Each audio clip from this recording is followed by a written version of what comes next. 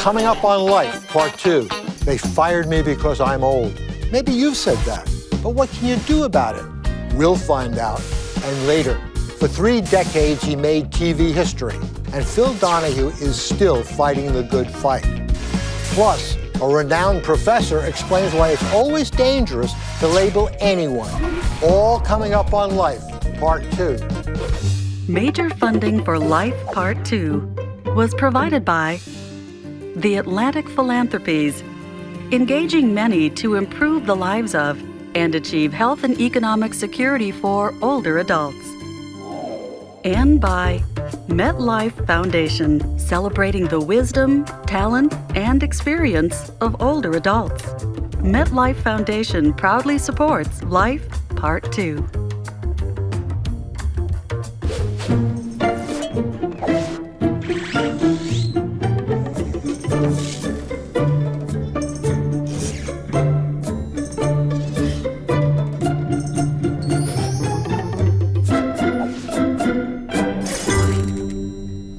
Welcome to Life, Part 2.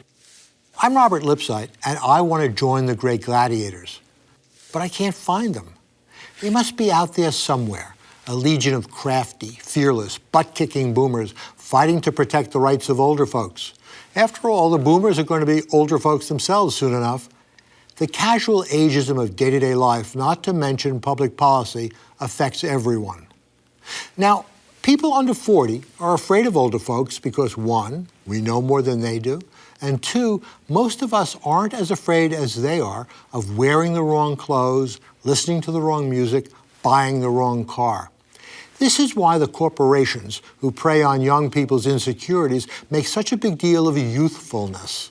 So we're distracted rubbing out wrinkles while the bad guys are trying to rub out Social Security and Medicare. We're worried about whether we're texting and tweeting enough, while veteran workers are routinely pushed out to make room for newcomers who will work cheaper and be more responsive to their baby-faced bosses. Now that's where the great gladiators come in. Superheroes senior grade, boycotting, demonstrating, whistleblowing, going after the politicians, the scammers, the exploiters, the propagandists who don't want us to figure out that when you have less time to lose, you've got more world to win. Well, our panelists know all about what it takes to stand up and fight ageism. Vincent Roscigno is professor of sociology at Ohio State University. His books include The Face of Discrimination: How Race and Gender Impact Work and Home Lives. Jacqueline James is the research fellow at the Sloan Center on Aging and Work and the research director at the Center for Work and Family at Boston College. Her most recent book is The Crown of Life: Dynamics of the Early Post-Retirement Period. Michael Harper is professor of law at Boston University and a leading authority on labor law and employment discrimination. Welcome, everyone, to Life Part 2. Vinny. Yes. So why does ageism not have the bang that sexism and racism does? I mean, we're all going to get there. Yeah, well, we are going to get there. That's why we should all care.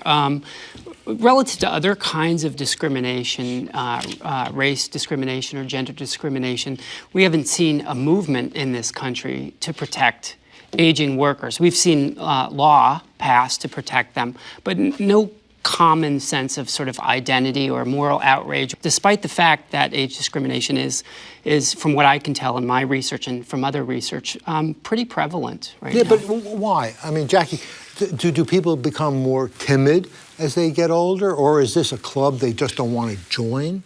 I mean, why aren't they out there marching? Yeah, they are timid, but I think it's people do associate aging with frailty and decline, and nobody wants to go there. Well, what about the laws that Vinny alluded to? Are they there? Well, there is a law prescribing discrimination on the basis of age, and there has been since 1967, the Age Discrimination Employment Act. It's not a category under the 64 Civil Rights Act, which prescribes race, sex, national origin, religion, and color discrimination, but it was added after a study in the 60s. So wait a minute. If it's not under that rubric, it doesn't have the same strength and power and law, does it? Well, it almost has the same strength, but the defense is a little bit easier for the employer. And that difference could make a difference in some cases. Now, let's talk for a moment, because this is your research, Jackie, about the employer. I mean, how do they see the older worker? Is the older worker really frailer, less competent, more likely to get sick? Well, the first thing we have to say when we're talking about older workers is there are vast differences among them. One of the things we know is that as people get older, they are more different from each other than at any other age group. Really? Yeah, that may be true, but employers, when they look at workers at both at the point of hiring and the point of reduction in force, will make generalizations. Who is going to be laid off? Is it going to be the younger 40-year-old who they think on the average is going to be there longer, or the 55-year-old who's going to be, and they say, well, we got to have somebody to replace and move up, and so they're making generalizations. Are these good generalizations for their purposes? I mean, are these smart, pragmatic moves on their part? I think they are smart, pragmatic moves. That's the problem. It's efficient for employers to discriminate, but it may not be efficient for society, because those older workers may be, many of them would be very effective as individuals if they stayed there longer, and we lose that productivity. I just want to disagree a little bit, though. I don't think it is all that efficient. And I think many employers today are realizing that they're going to need these older workers because the baby boom is such a large part of the aging workforce. And if they all were to retire en masse, many organizations would not have the workers that they need to replace. To an extent, that may be true, but I think that we're kidding ourselves if we put the rosy glasses on and say that all we need to do is have good conversations with employers and enlighten them. I think that we need tough laws here, because you need tough laws where it's efficient for an individual business to do something. Well, what would be a and it's bad for what would be a tough law? I mean, we've got laws in place. What would make it tougher? Well, I think number one, I think there should be tougher remedies under age discrimination.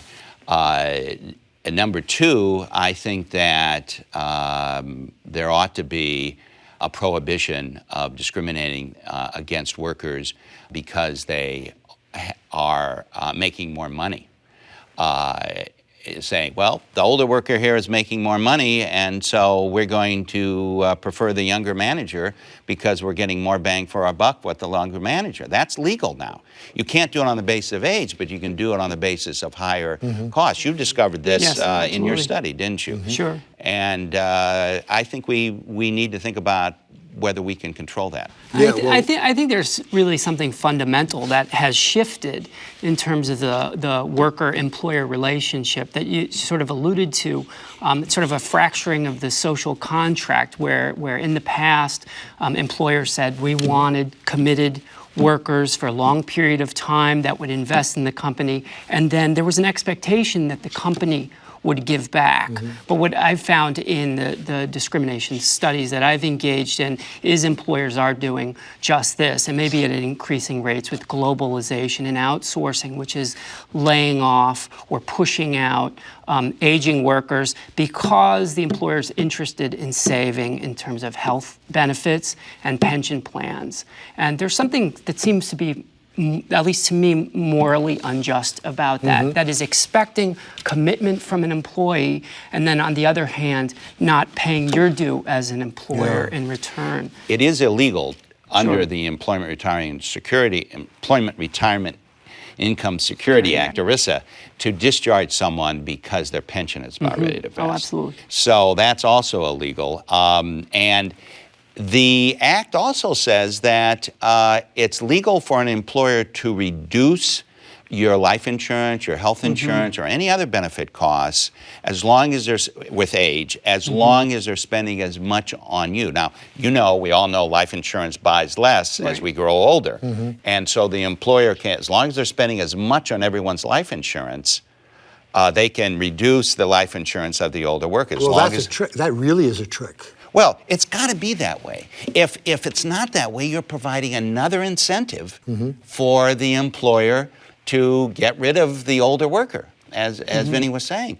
And so the law, for that very reason, tries to take away that incentive That's smart. But I want to say something else, and that is this is all negative about older workers, and I don't see it that way. I think the study that we did of employers, there are positive stereotypes of older workers too, that they're more reliable, that they're loyal to the organization, they have a better work ethic. A lot of people say that.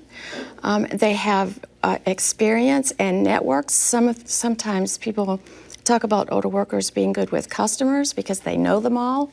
So there are positive stereotypes about older workers as well. I would be curious. I would like to do these positive aspects of age apply for some just to like the loyalty just to employees who work there? What about older workers who don't work there and they're considering them?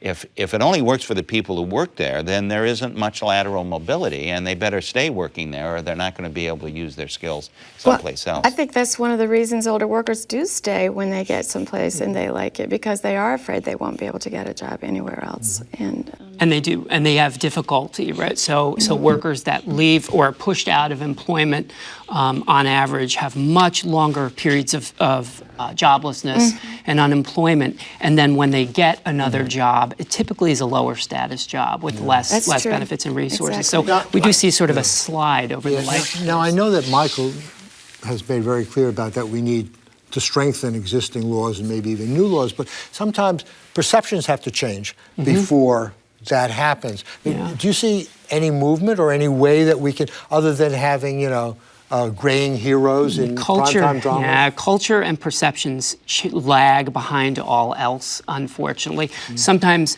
movements, the women's movement, civil rights movement, sort of mass movements, actually jolt those perceptual changes. Vinny, just how hard is it for people to claim ageism, to own up to the fact that I'm old and they off me because of that? Well, it is difficult. I mean, aging workers don't want to complain. They don't want to assume that it's age and I'm being treated this way because of my age. We're talking about the human cost of all of this, which it seems, ironically, you found out in response to your research, even more than your research. Yeah, that's right. That's right. So the research started out wanting to, look at what the employment costs were, and there were plenty of people sort of getting pushed out of their jobs, all of a sudden having to worry about sending their kids to college, even because their income was all of a sudden evaporated. And as these findings sort of got some coverage in newspapers, one of the most sort of surprising elements of the research was coming into my office for about 2 months straight, and every day having voices on my answering machine from aging workers all over the country calling me to tell me that this is what's going on with me. And of course, I returned as many calls as I could. Some were asking advice, what can I do about it? But some really just wanted somebody to talk to. It made me aware, quite obviously aware, that there is really not a national sort of dialogue or even support systems for aging workers. And what was striking was, I went in thinking that the cost was going to be, financial, my job. But for a lot of these people, the costs were deeply social psychological. A term I heard multiple times is, I feel like I've been scarred.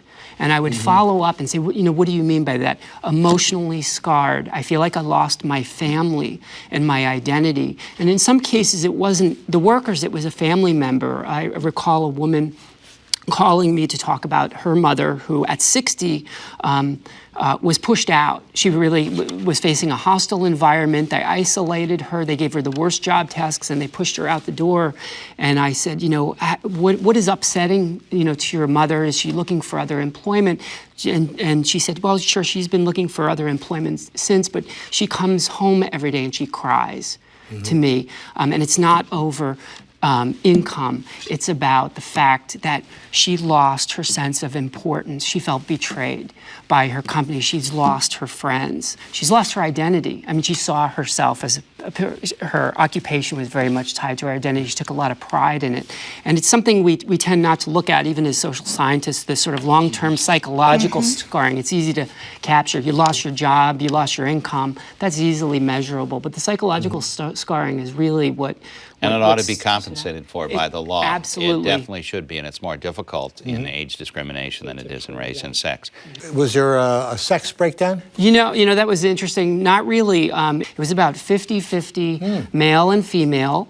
It was distributed between managers, low-skill workers, mid-skill workers, and proportionate by race. So, you know, the conclusion is that age discrimination is an equal opportunity form of inequality and discrimination. It's going to affect us all. Well, I think maybe the ultimate secret is just, as you get older, hide all the keys to the vault and don't give it back. Thank you all so much for joining us on Life Part 2.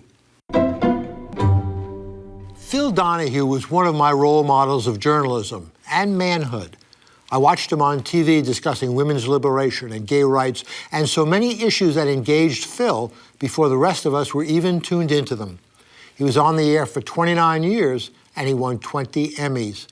When we sat down, we began by discussing his documentary, Body of War, an unflinching look at the life and politics of a young man who was paralyzed in Iraq after only 1 week's deployment.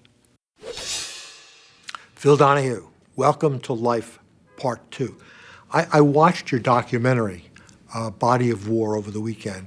And it was overwhelming, this kind of double track, the personal and the political. Senators fulminating about whether or not we should go to war, and then the cost of that war.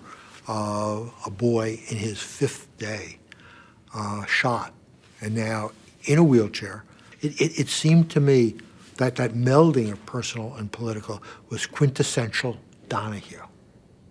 Well, thank you. I didn't I didn't think of it in those terms, but I appreciate your analysis here, and I'm flattered by it. I met Thomas Young at Walter Reed Army Medical Center. He was 24 years old at the time. He didn't meet me, by the way. He was totally drugged on morphine. His mother, as we stood next to the bed, explained to me the nature of his injury. Thomas is a T4, which if you put your hand like this and just go down as far as you can, touch your spine, that's T4. He is paralyzed from the nipples down. That's where the bullet severed his spine. Thomas can't walk. Thomas can't cough. Thomas has morning nausea. Thomas has bowel and bladder problems. Thomas has erectile dysfunction. 20-something male, prime of life, and I just couldn't get him out of my head. And that the result was Body of War, a look at the close-up of what harm really means in harm's way, and woven through how we got there. The same weekend that I watched your documentary, I also reread your 30-year-old memoir, My Own Story, which meant, believe it or not, meant much more to me as an older person than it did when I originally read it almost 30 years ago. Yeah. And you were such a liberal icon of that time, kind of encouraging and guiding a generation. It must be very satisfying right now to realize what an impact you had. I have to say that one of the big kicks is for the old gray-haired guy walking through an airport. I can't tell you how often this has happened. Thank you, Mr. Donahue. Because of you, your show, I came out to my parents. Thank you, Mr. Donahue. Because of you, I got out of an abusive relationship. You know, that's about as nice that makes my day. But you are, some 30 years older, and I'm 73. You can say that. I can say that. Yeah, you can You're say too it. polite. You're much too well raised to announce my age. Thank you. Is anything physically different? What? That's good. I can show you my hearing aid. Guy says, I got the best hearing aid. There is no other hearing aid in the world made like we got the Japanese technology with the Swiss assembly and the solid state. And his buddy said, wow, what kind is it? And the guy said, it's 20 after 5. So That's an ageist joke. We don't allow this but on I'm this allowed show. now. So hearing is I'm going to have to go to the battery very shortly. And short-term memory. Everybody What did you say? Everybody walks into a room and say, why am I here? It happens now. It's happening more frequently. And it's, you know, it's harder to get out of the car. I feel embarrassed. Come on, what's the matter with you? Drag. Your knees are stiff and back hurt. Yeah. What about up here? I mean, you've just come through this, creative process. Would it have been different 30 years ago? Were you not wiser, made quicker and more informed judgments than you might have once? I'm looking for the good news. Well, yes, I think absolutely. My long and blessed and happy life and all those experiences. Imagine, think about how lucky I've been. I mean, we interviewed everybody. And my name was on the show. It was a tremendous ego trip. It was fabulous. And I do bring all that experience. Do you miss that now? I don't miss the everyday of it, Yeah. Clean shirt and jumping, and don't forget, we worked hard at keeping that audience alive. You can't just go out there and then when you say, we'll be back in a moment, that in my day was a 2.5 minute. Yeah, but I mean, do you miss the warm in your face?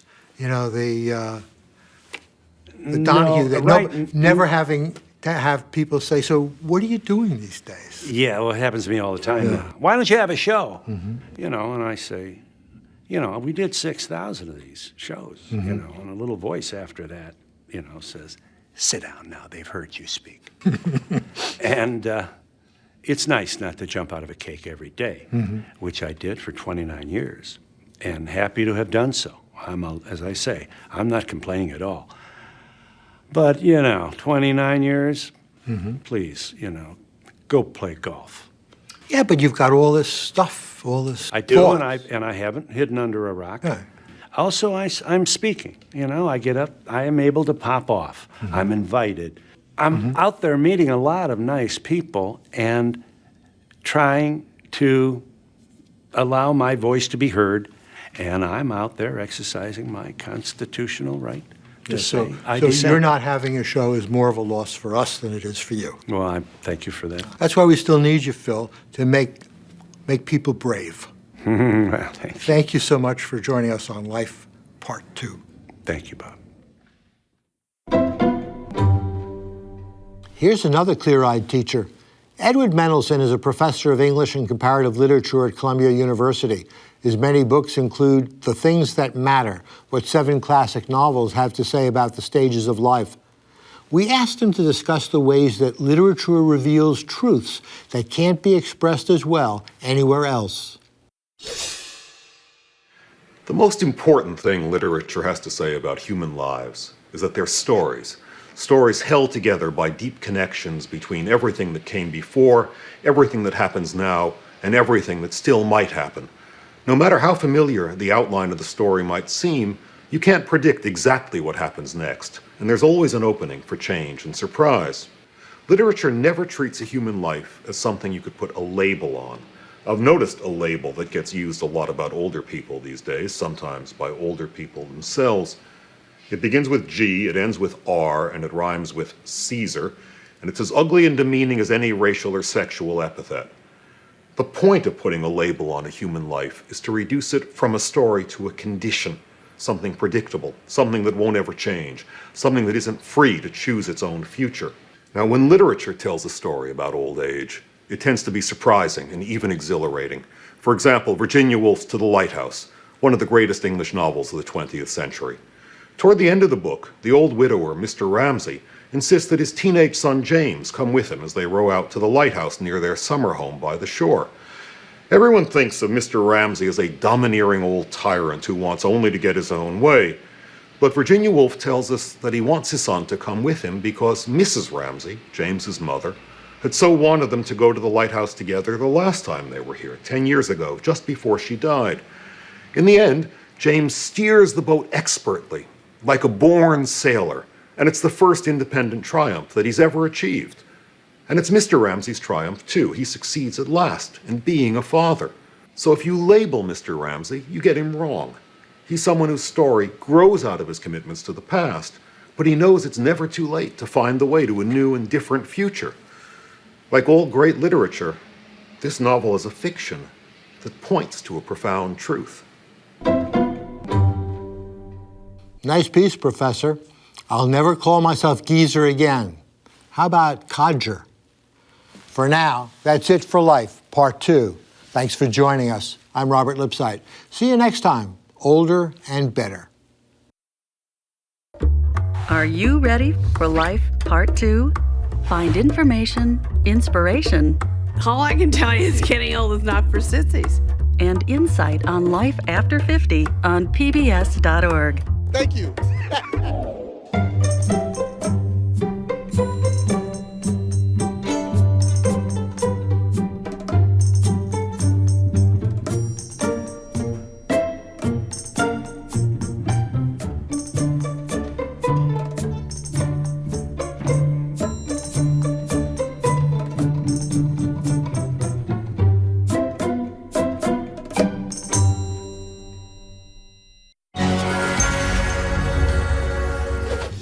Major funding for Life Part 2 was provided by the Atlantic Philanthropies, engaging many to improve the lives of and achieve health and economic security for older adults.